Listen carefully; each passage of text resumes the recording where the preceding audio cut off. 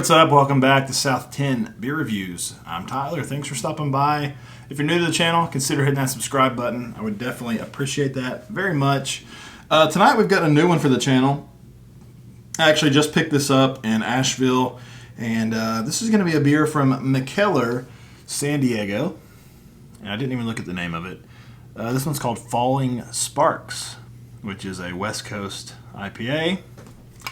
And yeah, so Mikkeller, I didn't do any research beforehand.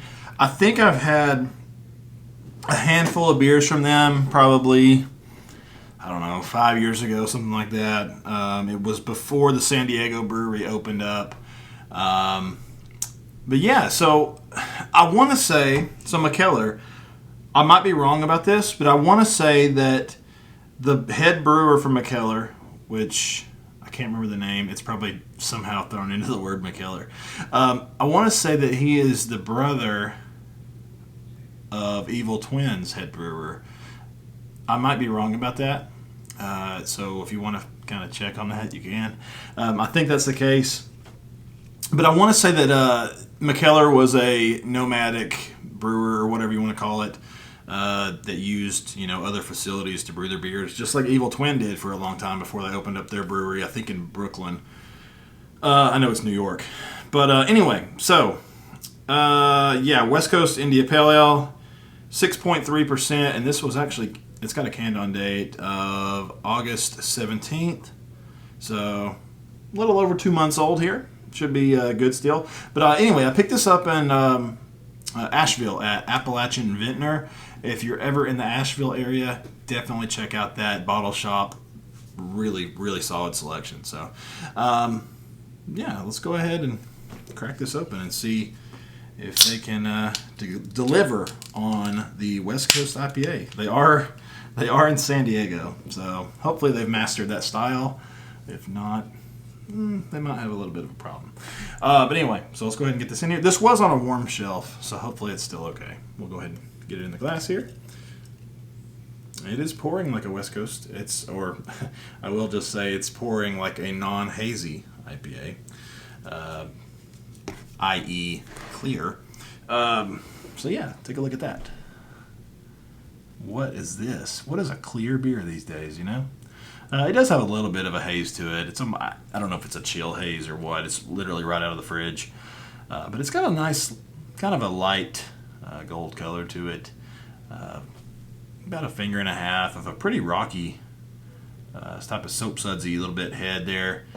But yeah, it looks the part of a West Coast IPA. I'll backtrack a little. It looks the part of a new school West Coast IPA. A lot of times, to me, the West Coast IPA was more of a, that deep orange, almost to that amber color, just because of the amount of crystal or caramel malt that they were using. Seems a lot of breweries have kind of started separating themselves from that ingredient. I guess it was just offering a more of a malty type of, malt character.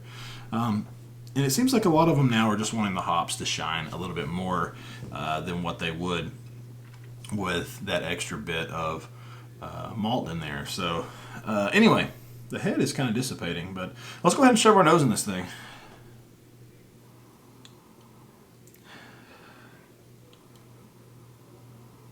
Yeah, it's got a nice aroma to it. It is very muted, I will say. It's not explosive on the nose at all. I'm getting a little bit of grapefruit, a little bit of pineapple. I'm getting a little bit of like a crackery or bready malt. Slightest bit of like an earthy, piney type of character.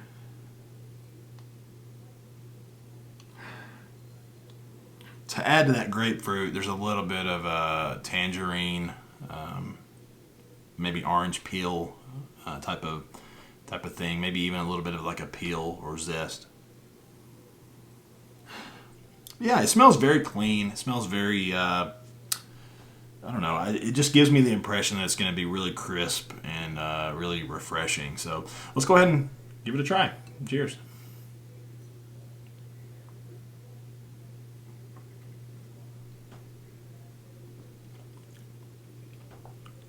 Yeah, right on the money.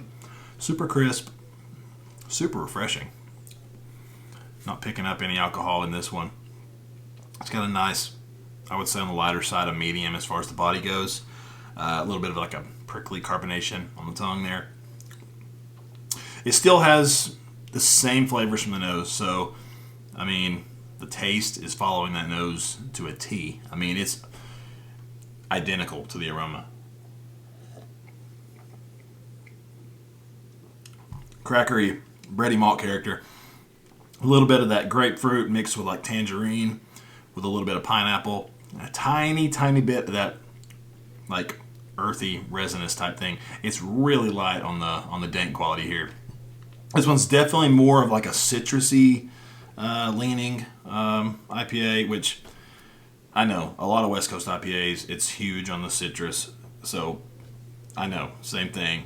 But this one is definitely leaning more so that than like the pineapple, like more tropical type of version that you could probably get out of some of these other styles or from other breweries, whatever. Or not styles, but some of the other West Coast IPAs that, other breweries are producing.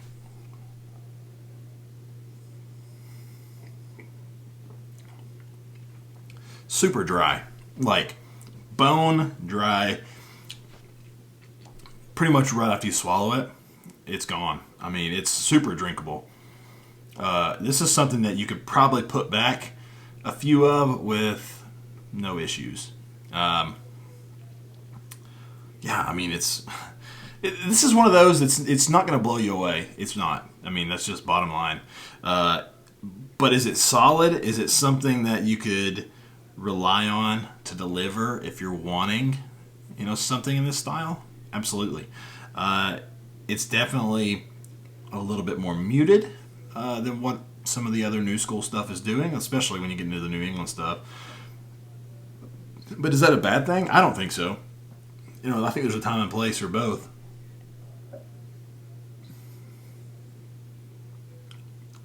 To me, this is something that I would drink on a regular basis. I would keep this in the fridge if it was available here. Would much rather prefer. Wow, okay. This is a three-peat. Shout out Regopolis. I would much rather have this in a 12-ounce can. I think this is something that I would like to keep in the fridge, but I would want it in a 12-ounce can because I think it's probably... And it's not alcohol related. It's not like the alcohol content or anything like that. It's 6.3%. I'm just saying maybe I don't even have a reason. To me, it just seems like a beer that would be better in a 12-ounce can. So I'm just going to leave it at that. As far as a rating goes on this one, I mean, I don't know. First off, it's hitting all the marks for me in a West Coast IPA. It's grapefruity. It's orangey. It's pineapple-y. It's pine-y. Let's see how many other ones we can come up with. It's dry-y. That was a bit of a stretch. The only thing I will point out with this one that's a little bit, off,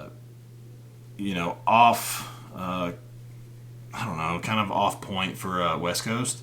And it doesn't have that big pop of bitterness that you would, expect out of it.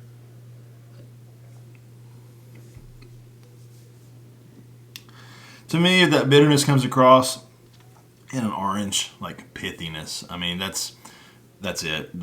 Maybe even a little bit of the pine is kind of contributing to that, but this is a really easy drinker. It's a crusher, if you will, and I think it's solid. I would drink it, 1,000 more times.